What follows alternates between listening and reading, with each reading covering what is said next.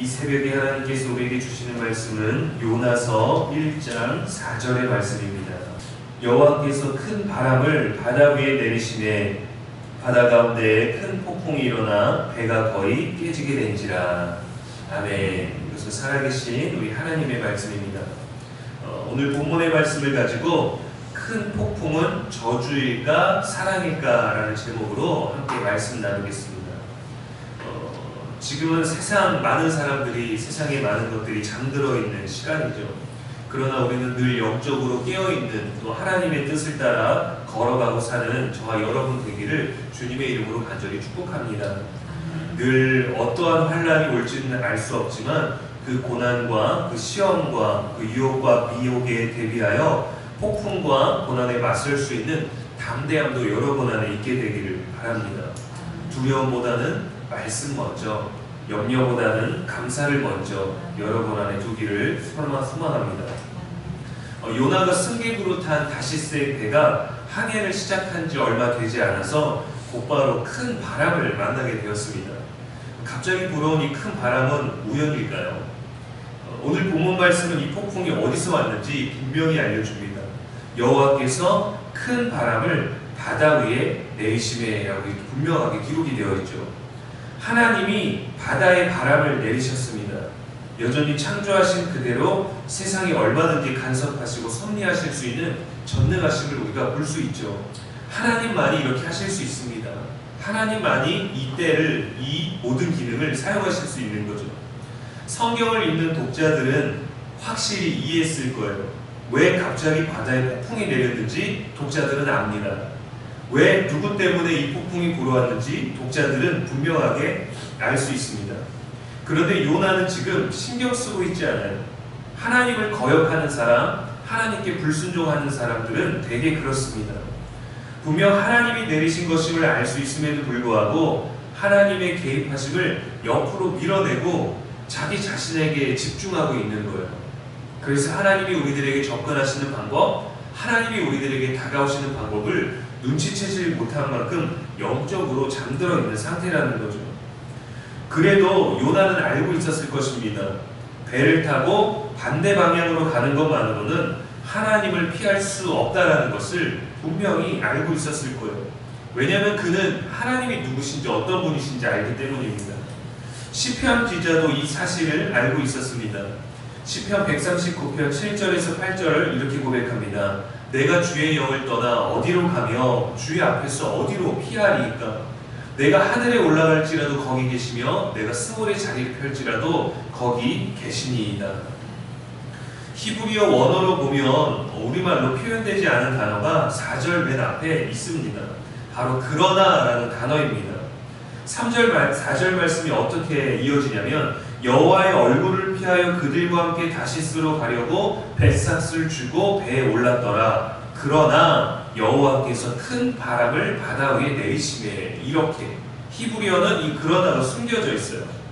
요나의 계획과 요나의 행동과 요나의 의지가 틀어지게 되는 전환점이 바로 이 그러나라는 단어입니다. 여러분 잘 기억해보면 아시겠지만 제가 설교 때 그러나, 그런데, 하지만이라는 이 전환되는 단어를 자주 사용합니다. 왜냐하면 우리의 이야기, 우리의 태도, 우리의 또 모습, 우리의 언어, 우리들의 삶의 이야기를 얘기하다가 하나님이 주시는 말씀이 우리들에게 해주는 얘기, 하나님의 사랑과 의지를 표현하는 경우에 전환이 많이 필요하기 때문에 그 단어를 많이 사용해요. 요나의 입장에서 보면 마침 다시스로 가는 배를 만나 잘 도망한 것처럼 보였습니다. 잘 도망하고 있는 것처럼 느껴졌습니다. 그런데 하나님의 입장에서 보면 꼼짝 못하게 바다 위에서 그를 붙잡아 놓은 거예요. 이러지도 못하고 저러지도 못하고 저리 가지도 못하고 이리 가지도 못하게 하나님 입장에서 보면은 꽉 붙잡아 놓은 것입니다. 하나님을 피해서 바다로 도망갔지만 바다에서 하나님을 제대로 대면하게 된 거죠. 하나님을 피할 수 없게 된 것입니다. 그런데 어떻게 만났냐면 큰 폭풍으로 만났어요. 여러분 요나가 탄 배에 불어온 큰 폭풍은 저주일까요? 심판일까요? 아니면 사랑일까요? 이것을 사랑으로 해석하는 것은 정말 억지처럼 느껴질 수도 있습니다. 요나를 제외한 모든 사람들에게 갑자기 찾아온 심판이나 저주와 같은 것일 수도 있어요. 신이 존재한다면 갑자기 이런 큰 폭풍이 바람과 바다와 어떤 기후의 예비함과 느낌과 조짐도 없이 이렇게 불지 않았을 것이고, 불었다 하더라도 많은 사람들이 자신들의 신을 불렀다면 폭풍에서 금세 구해줄 수 있는 또 조짐을 짐작할 수 있는 것들을 보여주셨겠죠. 하나님을 피하는 죄인의 행동과 계획을 중단하실 때 하나님이 내리시는 조치를 사랑으로 받아들일 수 있는 사람은 거의 없습니다. 왜 우리들에게 이렇게 어려움들이 올까? 왜 우리에게 이런 환난이 올까? 그 이유, 원인, 왜 나한테 그렇게 해석을 하려고 하지? 하나님이 내게 무슨 말씀을 하시려는 것일까? 하나님이 내게 어떤 큰 축복과 사랑을 보여주실까라고 해석하는 사람은 그리스도인들 중에도 그렇게 많지 않아요. 이 고난에 빠지고 깊이 들어가고 벗어날 수 없음을 알게 되었을 때, 그때 돼서야 하나님의 계획으로 해석하려고는 하지만 처음부터 고난을 사랑과 감사와 기쁨으로 기대로 받아들이는 사람은 많지 않을 것입니다. 그러나 하나님은 이렇게 말씀하십니다. 히브리서 12장 5절 6절에 내 아들아 주의 징계하심을 경히 여기지 말고 그에게 꾸지람을 받을 때에 낙심하지 말라. 주께서 그 사랑하시는 자를 징계하시고 그가 받아들이시는 아들마다 채찍질하심이라 하였으니, 하나님은 사랑하는 자를 징계하신다는 거죠. 하나님의 사랑을 아는 자들은 그 징계하심을 받아들인다는 겁니다. 사랑하지 않으면요 여러분 무관심합니다. 개념치 않습니다. 마음에 두지 않아요. 그러나 사랑하기 때문에 옳은 길을 가게 하고 싶고 악한 계획을 막아서고 싶고 선한 길로 돌아서게 하는 그 기회와 그 간섭을 하고자 하는 것이죠. 사랑하시기 때문입니다. 사랑하시기 때문이에요. 우리를 다루시는 하나님의 손길을 이렇게 고백할 수 있어야 됩니다. 시편 119편 75절에 여호와여 내가 알거니와 주의 심판은 의로우시고 주께서 나를 괴롭게 하심은 성실하심 때문이니이다. 주님은 성실하시기 때문에 우리를 방치하지 않으시는 거죠.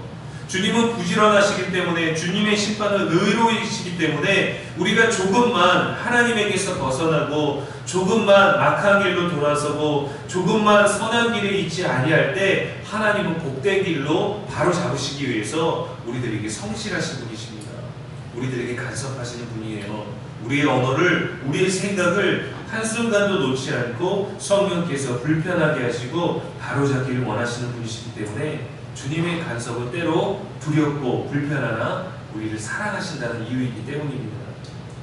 하나님의 말씀을 지킬 수 있도록 이끌어 가시기 위해서 큰 바람을 내리실 때, 큰 폭풍이 불어올 때 감사할 수 있는, 믿음으로 먼저 해석할 수 있는 저와 여러분 되기를 바랍니다. 주님은 어떤 세기의 바람을 보내야 되는지 알고 계세요. 폭풍이 얼마나 거셌는지 말씀해 보니까 배가 거의 깨지게 된지라 기록하였습니다. 대부분 배가 깨지는 경우는요 암초를 만났을 때죠. 무언가 부딪혔을 때죠. 물 위에서 깨지는 경우는 거의 없을 것입니다. 그런데 배 위에서 바람 때문에 배가 거의 깨지게 된지라고 엄청나게 급박한 상황을 얘기해주고 있는 거예요. 배를 타고 있는 사람들은 알았을 것입니다. 지금의 이 바람이 얼마나 강한지, 우리 배가 얼마나 위험한지를 알고 있었을 거예요. 그래서 살기 위해 짐을 버려 던지고 그들의 목숨을 살리기 위해서 그들의 생계가 되는 모든 물건들을 버리고 있었던 것이죠. 여러분, 자비가 없으신 하나님이셨다면 그냥 배가 침몰하도록 하셨을 거예요. 새로운 선지자를 찾으셨을 겁니다. 요나를 버리셨을 거예요. 그러나 불순종한 선지자도 사랑하셨기 때문에 폭풍으로 다가가시고 말씀하시는 거죠. 큰 폭풍으로 배가 거의 깨지게 된 상황으로 만나주시는 겁니다. 니느웨의 악독한 사람들에게도 자비의 기회를, 선지자의 이야기를 들을 기회를 주실 필요가 없으셨을 거예요. 요나와 함께 배에 탄 사람에게도 긍휼을 베풀 필요가 없으셨을 겁니다. 불순종한 요나 하나 때문에 모든 생명을 거두어 가실 수 있었어요. 그러나 하나님은 사랑의 하나님이십니다. 이후에 보면은 배에 탄 모든 자들, 요나만이 예배하지 않지만 나머지 모든 자들이 폭풍이 잠잠해지면 하나님을 예배하죠. 하나님은 그러한 방법으로 불순종한 선지자 하나로 말미암아 모든 자들을 만나주시고 구원해 주실 수 있는 그 능력을 가지신 것을 증거하시는 분이세요. 그분은 사랑이십니다.